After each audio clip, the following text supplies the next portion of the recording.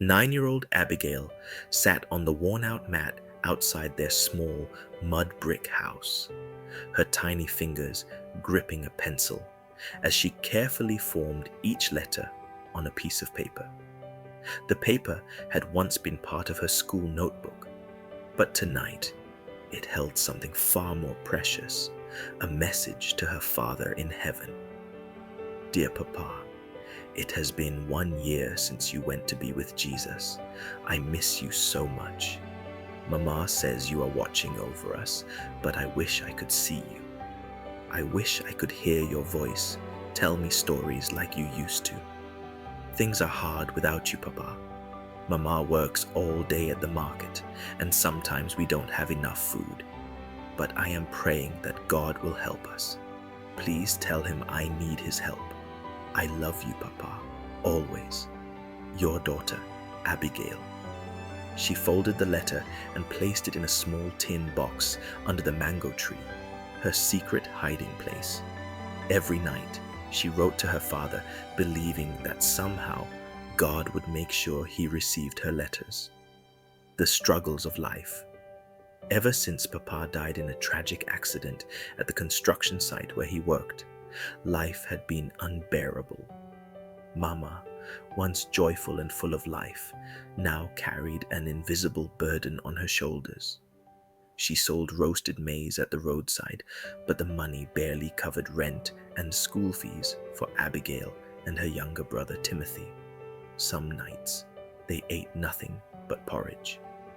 Despite her pain, Abigail held on to hope.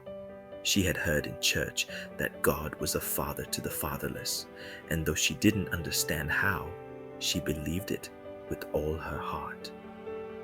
One evening, after finishing her chores, she found Mama sitting outside, her eyes filled with unshed tears. "Mama, are you okay?" she asked, wrapping her small arms around her. Mama forced a smile. "Yes, my child, just thinking." "About what?" "About how I will pay your school fees. The landlord also came today asking for rent.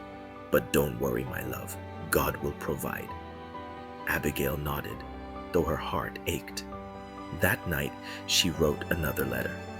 "Dear Papa, Mama is worried. I don't want her to be sad. I know God can do anything. Please tell him we need a miracle. Love, Abigail." An answered prayer. The next morning, as Abigail walked to school barefoot, she noticed a man struggling to push his broken bicycle down the dusty road. His face was unfamiliar, but he wore kind eyes. Seeing his frustration, she ran up to him. "Uncle, do you need help?" The man chuckled. "Ah, little one, unless you can turn into a mechanic, I don't think you can help." She giggled. "No, but my uncle in the next village is a bicycle repairer. He can help you." The man nodded, grateful for the direction. "Thank you, little one. What is your name?" "Abigail." "Abigail, that is a beautiful name. My name is Mr. Daniel. You are very kind. May God bless you." She smiled and continued her journey, not knowing that the encounter would change everything. A divine connection. That evening, as Abigail returned home, she found the same man sitting on a stool outside their house, speaking with Mama. Mama's eyes were wide with shock and gratitude. "Abigail, come here," Mama called. "This is Mr. Daniel. He says he knew your father." Abigail's eyes widened. "You knew Papa?" Mr. Daniel nodded. "Yes, child. Your father was a good man.